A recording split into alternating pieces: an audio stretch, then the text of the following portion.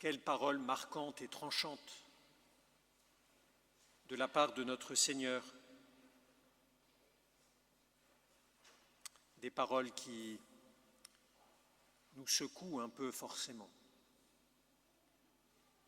Si quelqu'un veut marcher à ma suite, qu'il renonce à lui-même, qu'il prenne sa croix et qu'il me suive. Quel programme!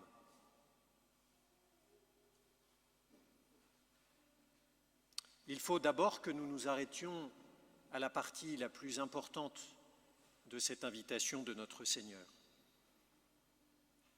Car il s'agit, au bout du compte, de marcher à la suite de Jésus. Et qui dit marcher à la suite de Jésus, dit être avec lui. Non pas dans une passivité, mais dans un grand dynamisme qui est le dynamisme de l'amour. Voilà l'objectif ultime de notre vie terrestre et de notre vie au-delà de la mort, être avec le Seigneur en marchant à sa suite.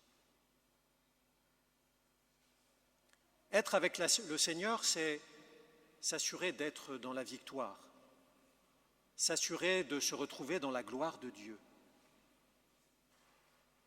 C'est là tout l'horizon de notre marche et de notre pèlerinage. Être avec le Seigneur, c'est être avec celui qui tient dans sa main la gloire et l'amour. Voilà pourquoi, étant cela tout un programme pour notre vie chrétienne, le prophète Jérémie disait déjà « Seigneur, tu m'as séduit et j'ai été séduit. Tu m'as saisi et tu as réussi. »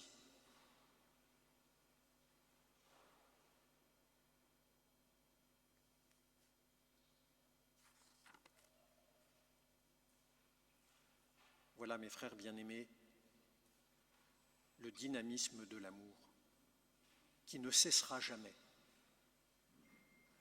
Nous sommes entrés déjà dans ce dynamisme par notre vie spirituelle, par notre vie chrétienne, et ce dynamisme est appelé à grandir et à grandir. Et dans l'éternité, il continuera à grandir.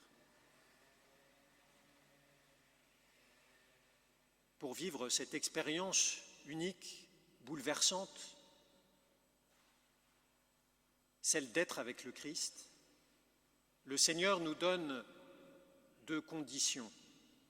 La première, celle de renoncer à soi-même, et la seconde, de prendre chacun sa croix.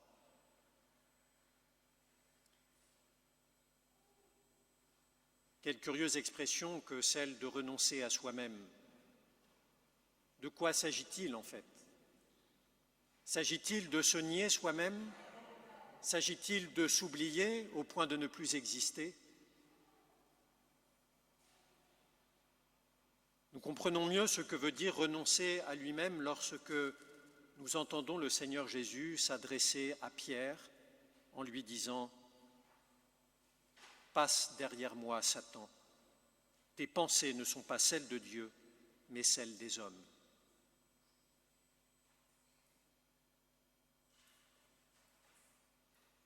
Renoncer à soi-même, c'est renoncer à toutes les pensées, à toutes les paroles, à tous les actes qui ne sont pas selon Dieu.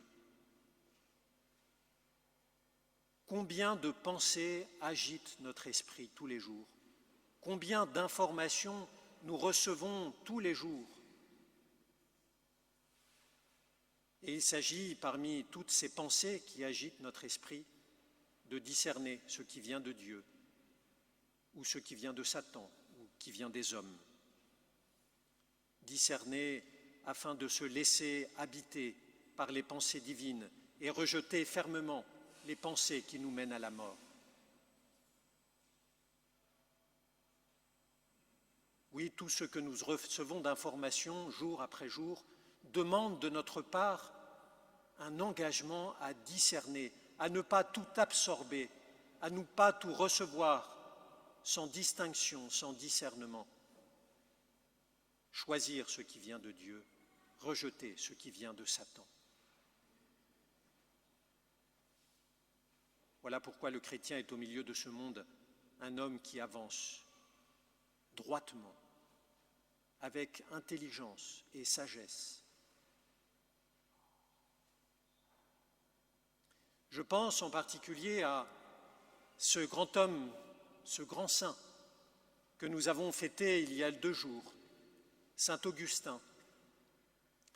Saint Augustin, évêque d'Hippone, né en Algérie et mort là-bas aussi, un des 4 pères de l'Église du monde occidental et un des 36 docteurs de l'Église. C'est Augustin qui nous a tant légué, philosophe et théologien,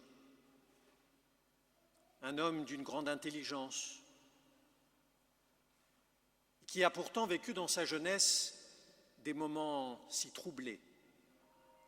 Il s'est laissé mener par le manichéisme, alors qu'il n'était pas encore baptisé, qu'il n'avait pas encore rencontré le Seigneur, et il s'est embourbé dans 10 millions de pensées qui étaient loin de celles de Dieu.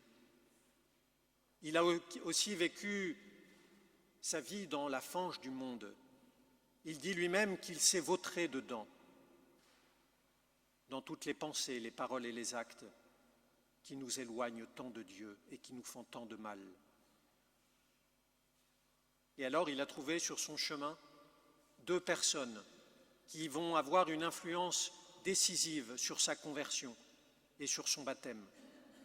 Il y aura d'abord sa mère Sainte Monique, qui a pleuré, qui a prié pendant des années afin d'obtenir la conversion de son fils, qui était loin de Dieu et se perdait dans des chemins de traverse.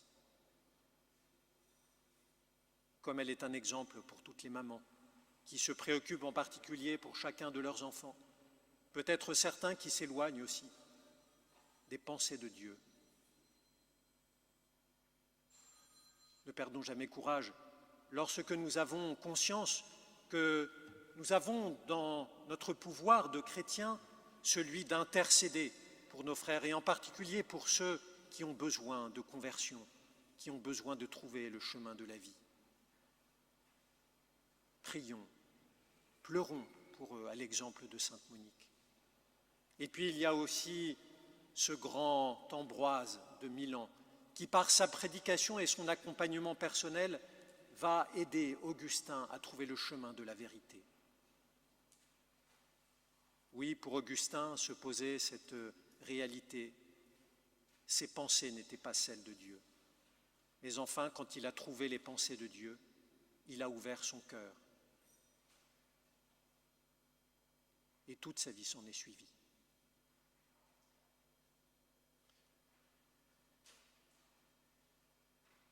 Si quelqu'un veut marcher à ma suite, qu'il renonce à lui-même, qu'il prenne sa croix. Cela ne réjouit personne d'entre nous de prendre sa croix. Cela nous rappelle trop notre condition de pécheur, car le supplice de la croix était à l'époque de Jésus réservé pour ceux qui avaient commis un crime grave. Nous nous retrouvons portant notre croix dans cette même condition de malfaiteur.